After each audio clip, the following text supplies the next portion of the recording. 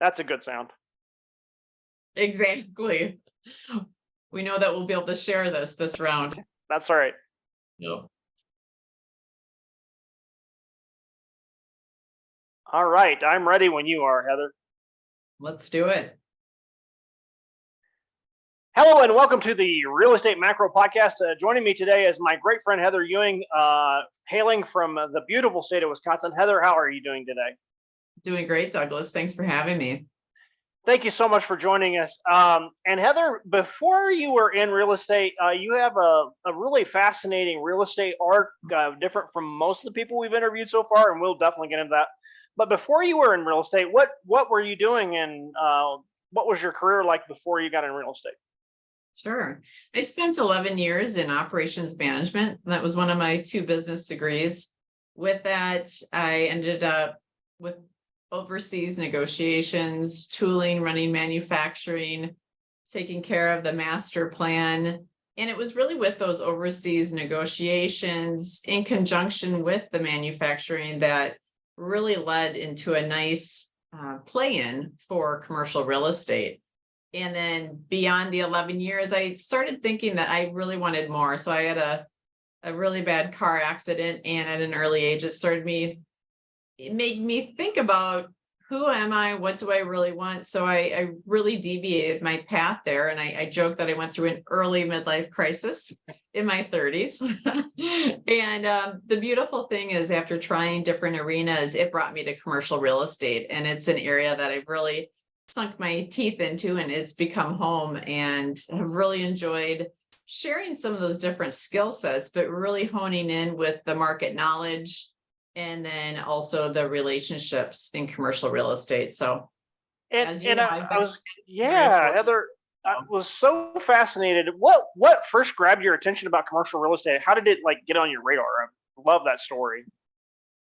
So it wasn't something that I was really seeing, but what happened is, a friend had a friend that was a broker, and he was like, "Hey, you should check out commercial real estate. Here's a few Mm. names, have coffee, have conversations." And that's where it all started. So I interviewed 4 different firms, and one was retail and restaurants. And I thought, this is perfect. I've always loved shopping. I've always enjoyed great food. Yeah. So that's how it started in the early days. And so, Heather, when you first got started, you interviewed with that firm, and then just so I understand the arc a little bit, you really, and just so people are clear, they may or may not understand commercial brokerage on more the retail side. So you are mainly doing landlord tenant rep, is that right? Specifically landlord tenant rep, right? Triple net leases in the beginning, and then later it was into the sales, land sales, and then investment.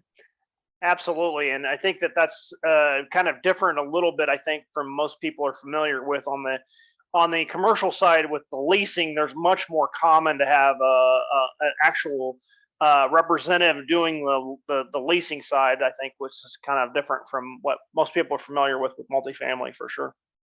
Right. And that's where, too, in the retail restaurant sector, since it is a very unique niche, that all of the tenants are represented. The landlord, of course, is represented.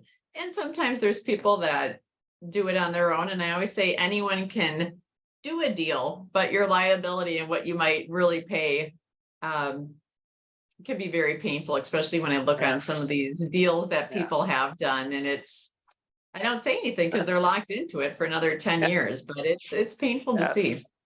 Yeah, and that's I've had that happen too. I had a friend of mine who was he did great in single family housing, really super good single family investor, and he's like, hey, I bought this commercial deal, and I just leased it out. Let me know what you think. And I'm like, oh, okay.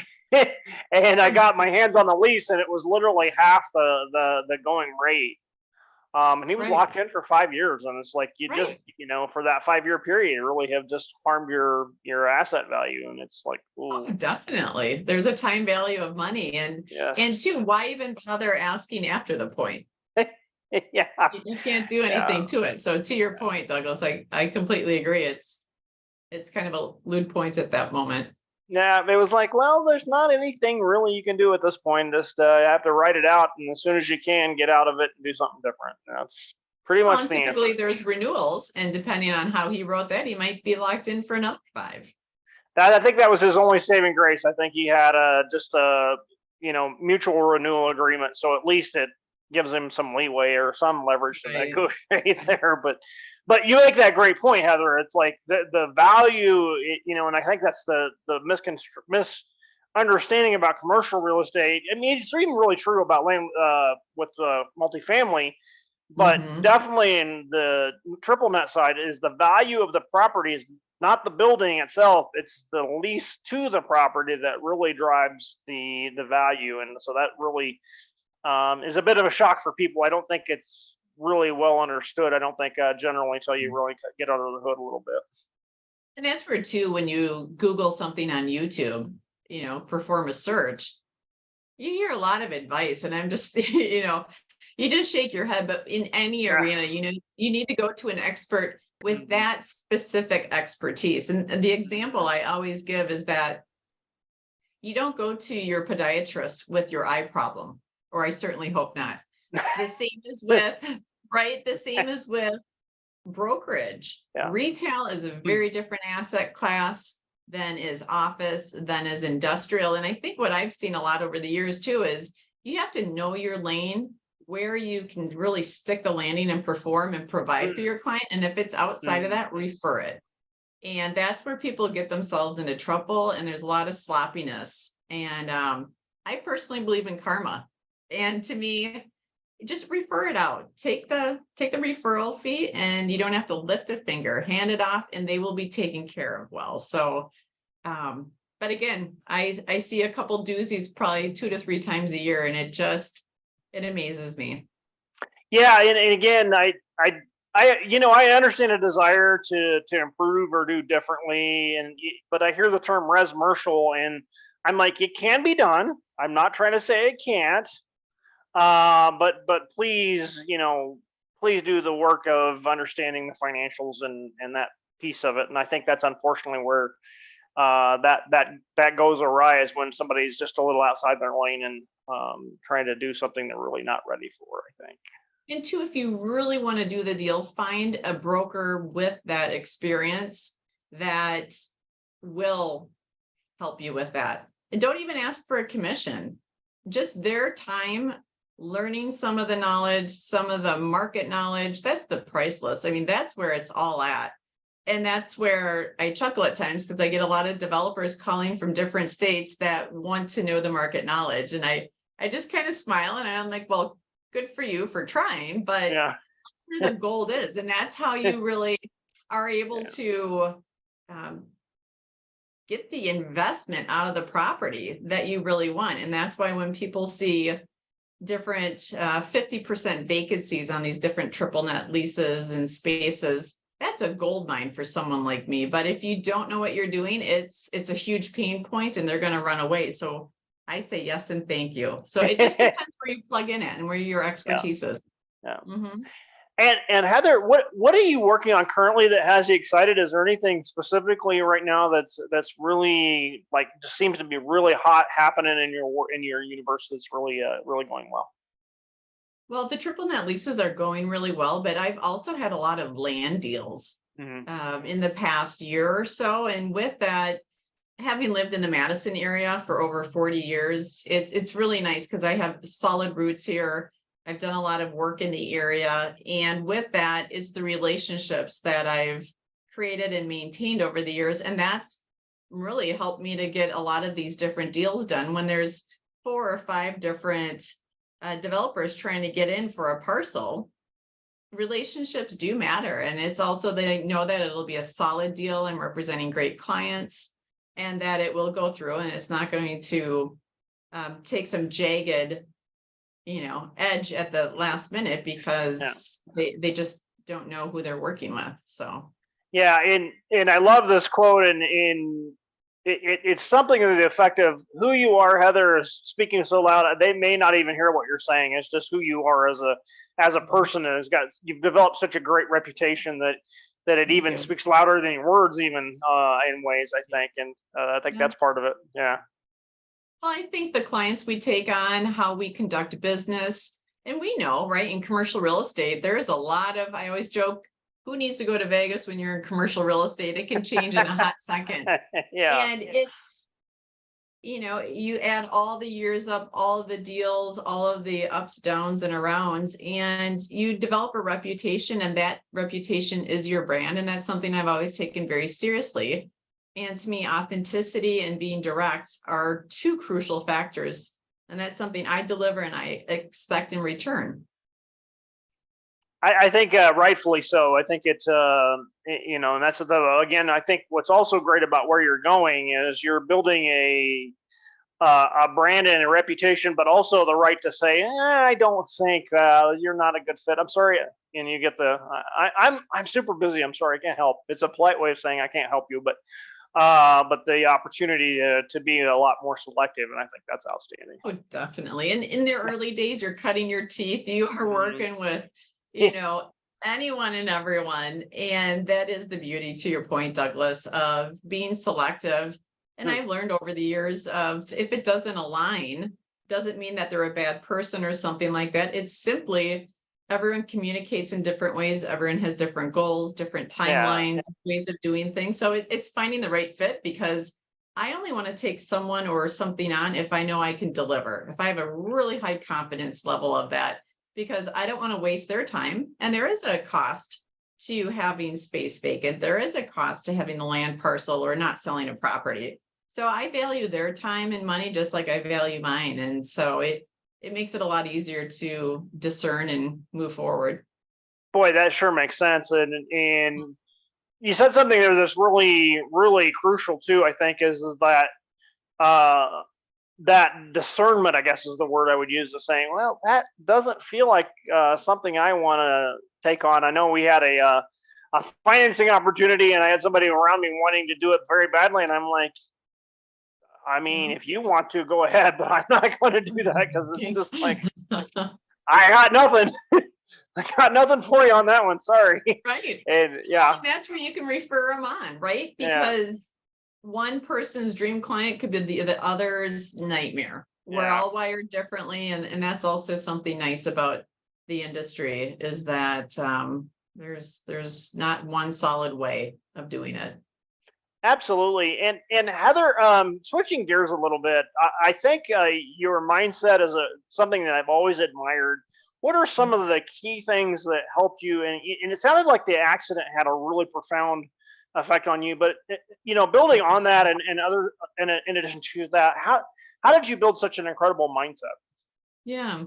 So I would say, with the accident, I'm very fortunate to be here. So that opens your eyes in a very different way, where I don't think you sweat the small things quite as much. And I also feel like I have a lot of gratitude.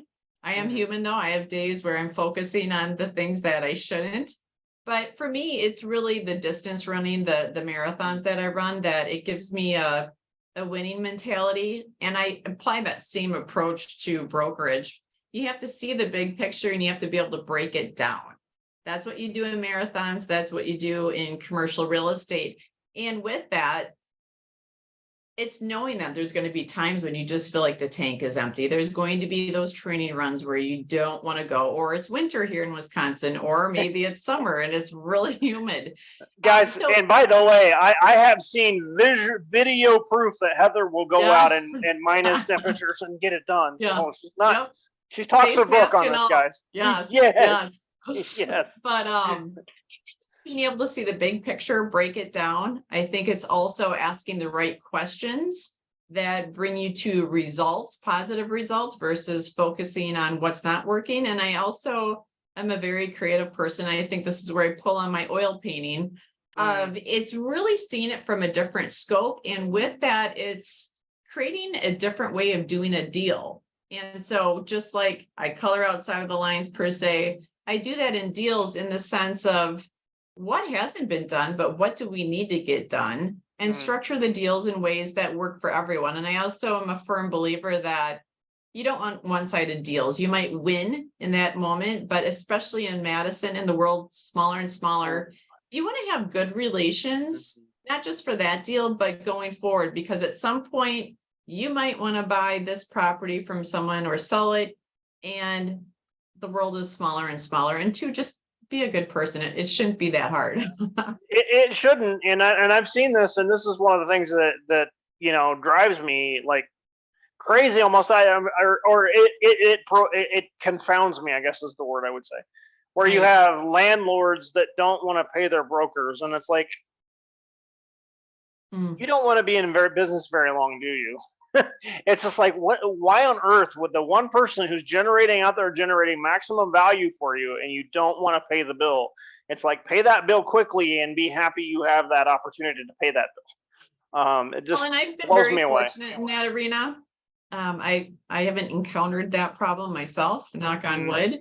But I think it's also, I'm at this stage of life where I do choose, and I'm not going to work with a landlord or any other person, investor, developer, tenant, whomever it might be, that I just don't feel, believes in some of the same ethical things as me. And you hear about it all the time. And I know brokers that have lost 6-figure commissions and other things, and it makes you sick to the stomach. But yeah, it's a sad part of the arena. And it's interesting, when I first got started, people would be like, wanting you just to do it for free. And I'm never asked that anymore, but it's kind of funny to see how things shift and change with your deal experience and years in Yeah, the industry. Yeah. yeah, absolutely. And it's like, and I think this is a good time to talk a little bit about your experiences with the CCIM and the training that's Yes. offered. I mean, and again, there are a ton of really great brokers that are talented, but I tell you what, almost categorically, the CCIM has always impressed me, and the people that earn that designation. Tell the audience a little bit about what that is, first and foremost. Definitely. So it's a commercial investment member. And with that, it's a rigorous series of, there's 4 different tests. There's a comprehensive test. There's a portfolio. You have to have certain dollar volume to be able to even apply for the PIN outside of all your studies and things like that. So it is a pretty tight knit group. There's only about 5, 6, or 7% of the population that does have the designation. And they just offer, it's a really great emporium for if you have questions on different deals, if you need something.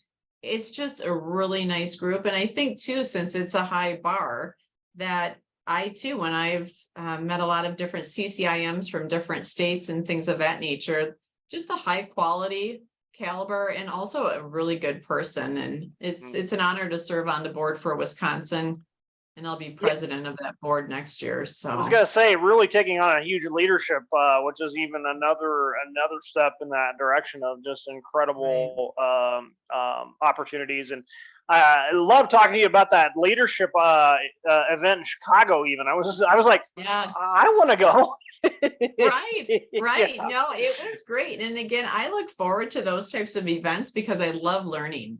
I have a learning mindset. And I think the more you know, the more value you can add. And two, I just enjoy meeting a lot of different people too. So just a great group of people. It's always a very well organized event. And we'll have another pinning then in Seattle in October. So I'll be at that event as well. That'll be incredible. And in terms of moving forward, Heather, what do you see for your next year and in the next 5 years in terms of what you're looking to accomplish? Anything really that you'd like to talk about today? That hey, I'd really like to do X and get that done. Right. So now that Abstracts has a really solid foundation, I founded it and started it about 3.5 years ago. I am getting into the equity arena. So with that will be a very exciting area. And that's where I could see down the road, even having a property management group. And with that, it would be a likely succession, and it would be finding someone that really knows that arena that I trust and have a good rapport and relationship with to bring them under the umbrella as well. But that's where, to me, it's really a quality over quantity. But I think within that time frame, I should be able to align on those different points and getting into the equity now. So I haven't I haven't shared that with, this is the first group that I'm sharing that with, That's so that's you'll so see it come exciting. out on, yes, on LinkedIn pretty soon, but So I'm excited to hear excited for about this, that. and we probably are going to hop in. I think we want to help Heather succeed, so we're excited. Thank you. Definitely, I am as well. For sure. And again, Heather's leadership, just elite caliber of a leader, and we just are beyond belief excited about what's coming down the pipe for sure. I am as well. For sure. Heather, thank you so much for joining us. If somebody wants to reach out and learn more about TripleNet or Madison or land development or anything CCIM, how do they best reach you? Sure. I am very active on LinkedIn, as you know, so they can reach me, Heather Ewing, on LinkedIn, and Ewing is Ewing. Awesome, awesome. Thank you so much for the time today, Heather. I really enjoyed joining you and talking about mindset and real estate, of course, as always, but absolutely looking forward to what comes next. Thank you, Douglas. I am as well. And thank you for your time and two of my favorite topics in person. So thank you. Absolutely, always. It's good to see you. You too. Bye-bye. Let's see. Yeah.